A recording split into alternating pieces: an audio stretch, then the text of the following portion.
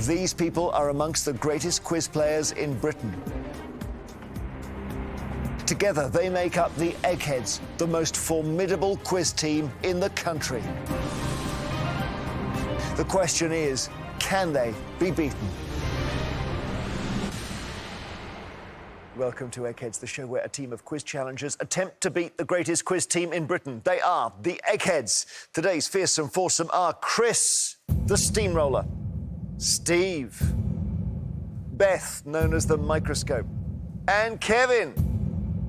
Taking on our awesome quiz champions today are Mrs. Clark's boys from Cheshire. Now, this team all met whilst quizzing on rival teams at the Limes pub in Sandbach. This isn't their first attempt at beating the Eggs, though, as the team had a bash at doing it in 2014. Let's meet them. Hello, I'm Julie and I'm a retired school secretary. Hello, I'm Ian. I'm a retired environmental health officer.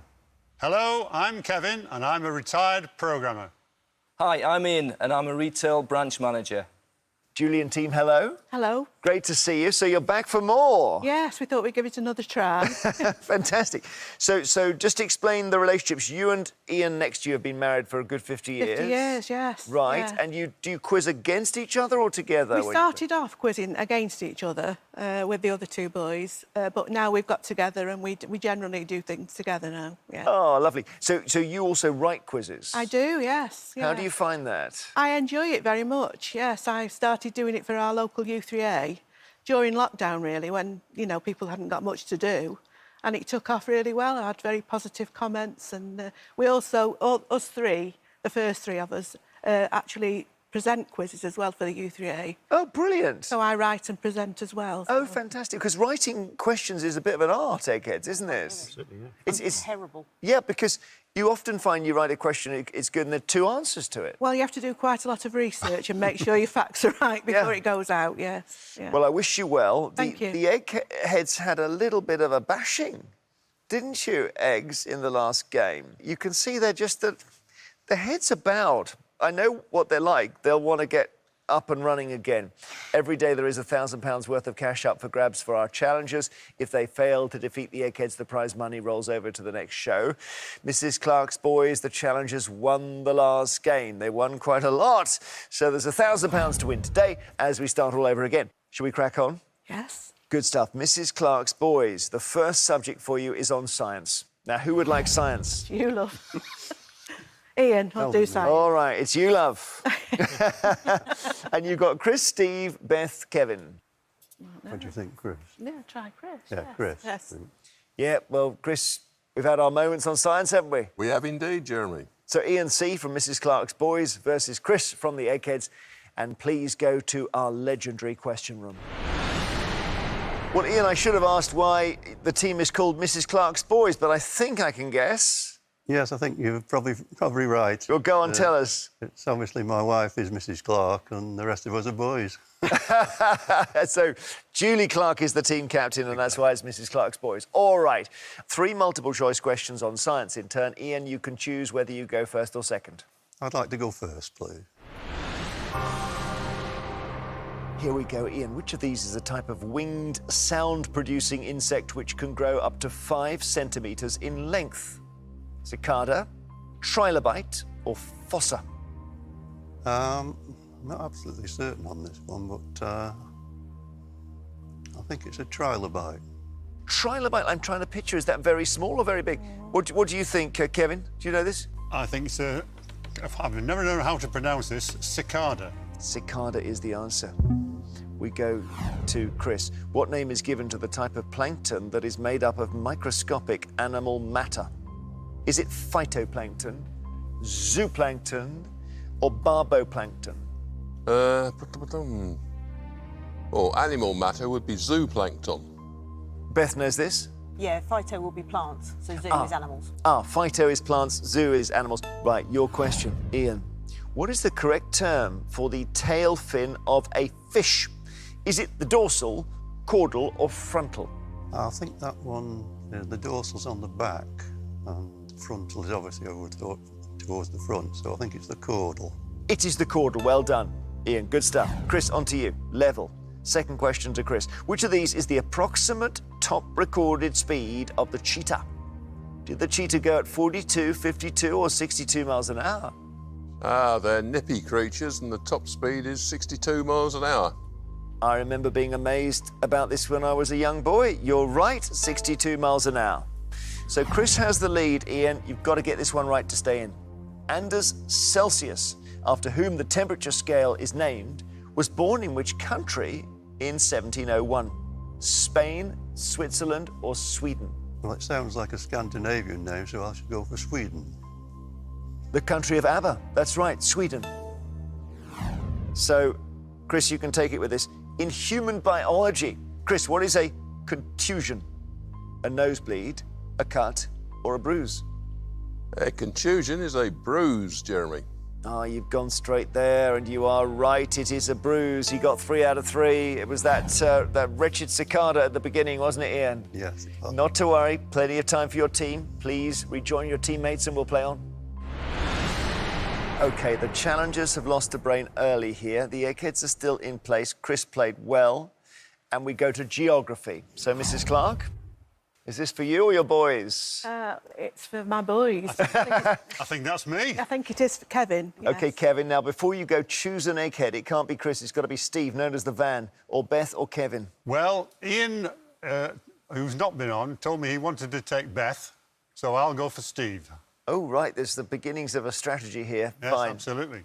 You spared the presenter the problem of Kevin versus Kevin, so good luck in this round. Kevin from Mrs. Clark's boys versus Steve. Please take your positions. I'll ask each of you 3 questions on geography, and Kevin, you can choose the first or second set. I'll take the second set, please. So we start with you, Steve. Which South American country has the highest population with over 207 million people? Is it Colombia, Brazil, or Ecuador? That'll be Brazil, Jeremy. It is indeed Brazil. Much bigger. Back to you, Kevin. How many stripes are there on the national flag of the USA? Kevin, 3, 8, or 13? I believe the number of stripes is an indication of the number of the original states in the Union, and I think that was 13. That's very good. Yes, it's 13. Back to Steve. Highgrove House, the family home of the Prince of Wales, is in which English county? Berkshire, Norfolk, or Gloucestershire? That's worrying, because where I was thinking's not come up. I'm not entirely sure, but I will say Gloucestershire. Where were you thinking?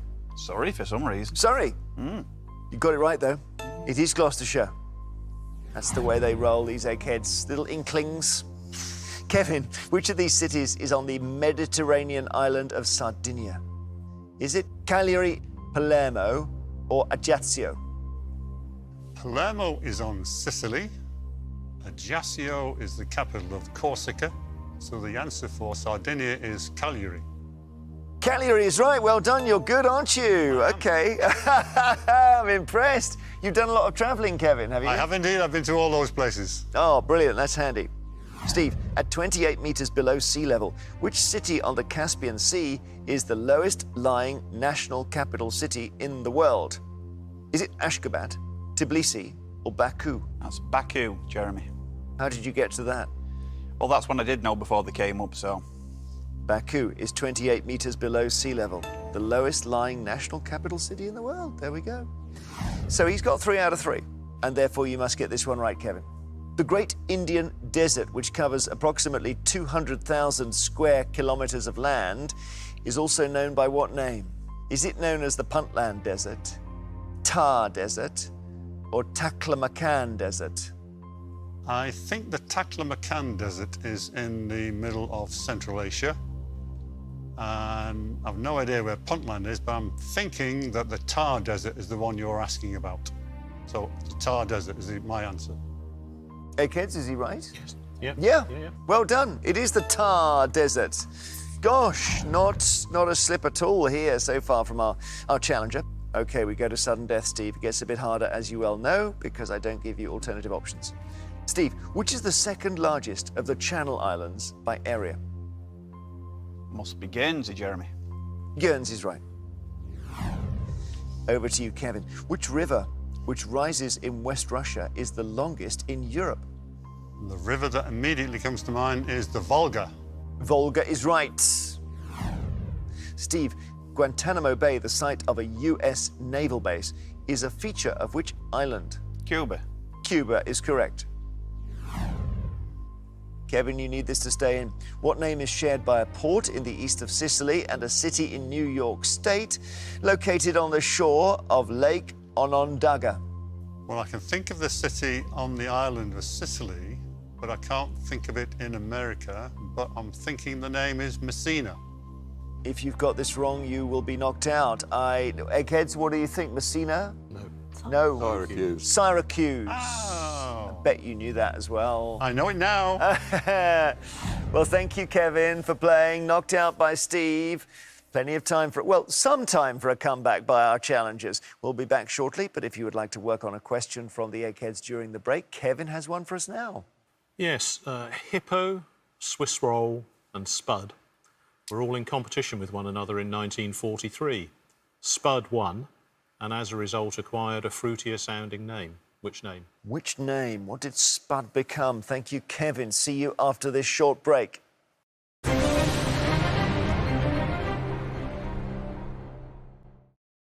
Welcome back. Before the break, Kevin had a question for us, which was Hippo, Swiss Roll and Spud were all in competition with one another in 1943. Spud won and as a result acquired a fruitier-sounding name. Which name? Oh, I don't know where to start. Is it to do with the beaches of the D-Day landing? Yes. Oh, it was Juno Omaha Sword, was it? No, it's not the actual beach names. Yeah. It's the clue in there is the fruitier-sounding name. Mulberry Harbours, the artificial harbours. So Hippo, Swiss Roll and Spud were the names of the three competing designs that different groups of people came up with to try and have an artificial harbour. Spud won the competition, and that was the one that was chosen, and then it became Mulberry for the actual landings. Thank you, Kevin. Well done if you got that at home. It's a great question. As it stands, Mrs. Clark's boys have lost a couple of brains. Mrs. Clark, what do we do now? Panic. Well, yeah, no, we're not never going to panic, no. Well, you've been on Eggheads before. Yes, You came close. yes. Was there any moment where you needed to just bring the team together? I don't need to say anything. They're all motivated, really. That's fine. Yeah. OK. So, last round now before the final, and it's film and TV. So, Julie, is it you or Ian T? Oh, you go. Are you sure? Yeah. OK, yeah, I'll go. OK. I'll take Ian one T. for the team. Don't go yet. OK. Ian against whom? So, you've got Beth and Kevin still left. Well, the cat was out of the bag earlier, Beth. Oh, yes, it was. You're right. So Ian T from Mrs. Clark's Boys playing Beth from the Eggheads to ensure there's no conferring for the last time. Please take your positions. Well, I thought we'd get you on sport, Ian. No, it didn't happen, did it? So... No, because you love golf and tennis and all sorts. Yeah, that's right. 3 questions, film and TV. Let's see if we can get you into the final round. Would you like to go first or second against our Beth? I'll go first, please. Here's your first question. The quiz show host Magnus Magnusson was born in which country? Sweden, Iceland or Germany? He was born in Iceland. He was. Yeah. He was. He's the father of the delightful Sally Magnusson. Beth, which character in the TV comedy Dad's Army was played by Arthur Lowe? Corporal Jones, Captain Mannering or Sergeant Wilson? That was Captain Mannering. It was Captain Mannering. OK. In which of these classic British films, Ian, does Alec Guinness play 8 different characters? The Lady Killers, the Lavender Hill Mob, or Kind Hearts and Coronets? The short answer is I don't know, but let me have a look at it. I'm going to go down the right, Kind Hearts and Coronets. Which one was this, Kevin? Kind Hearts and Coronets. You got it right, Ian. Well done. Kind Well Hearts done. and Coronets. Well done. Nicely played. So Ian takes the lead. Beth, over to you. Which of these comic book characters has been played on screen by David Harbour? Hulk, Hellboy, or Hawkeye? Jeremy Renner is Hawkeye, and there's been a few people, Hulk, Lou Ferrigno, Eric Banner, most recently Mark Ruffalo, so this has got to be Hellboy.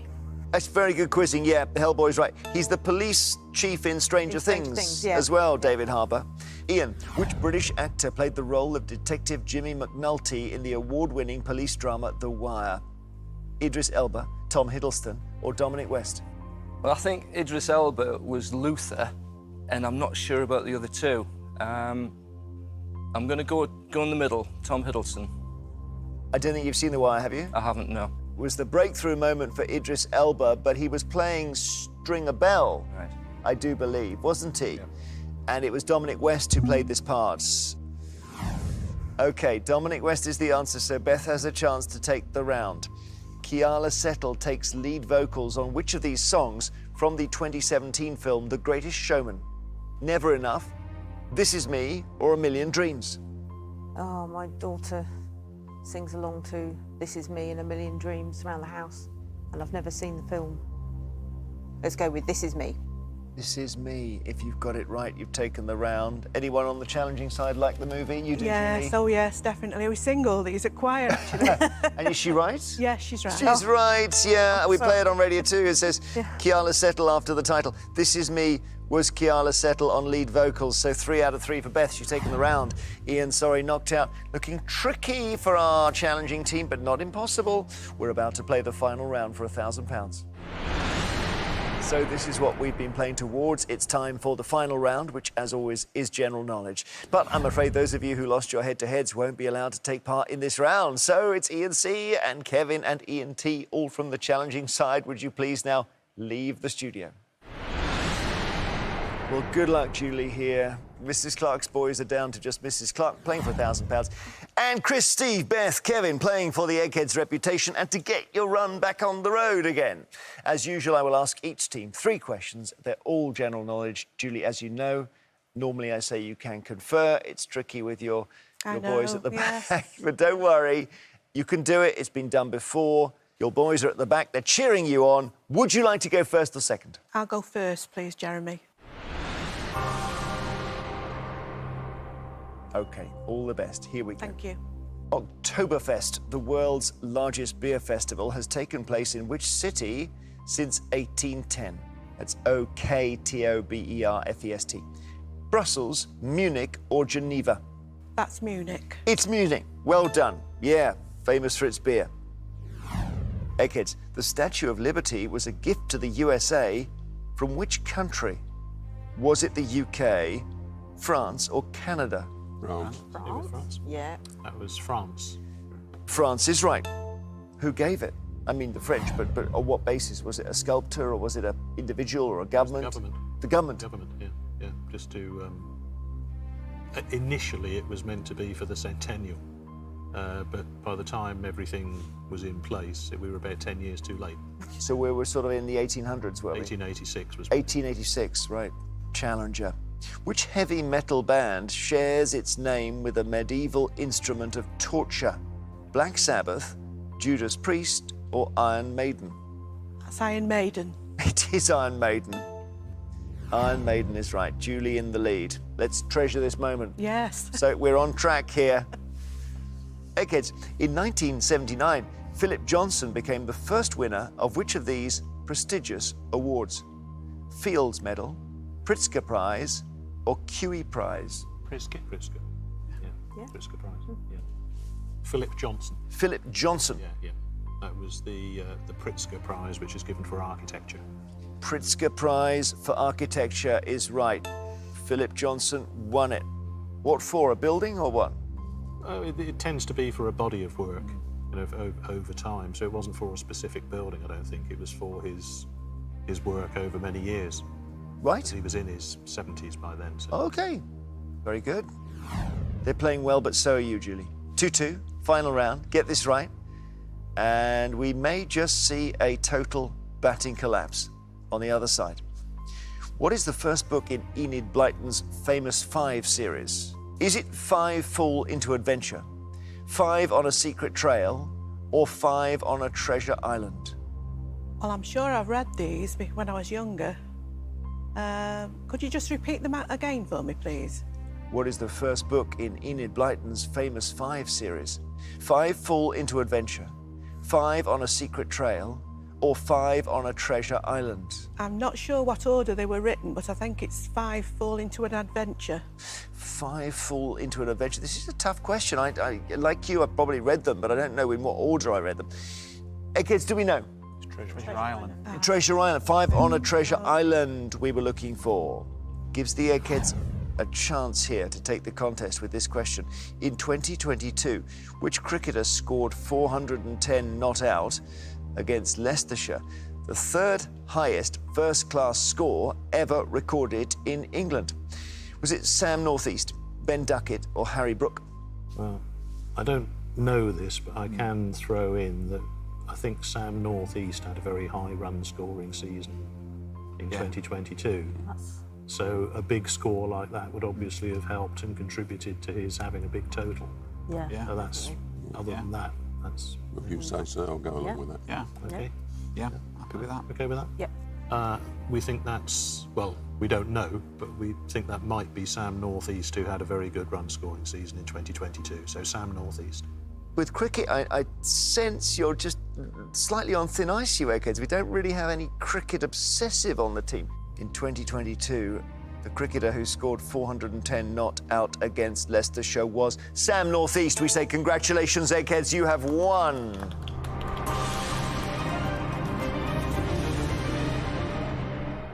But you played well. Thank you. And it's not Yeah. easy in the final on your own. No, it isn't, no. No. And I it's- wouldn't have known the answer to that anyway, so... But, well, you're very sporting. Commiserations, Mrs. Clark.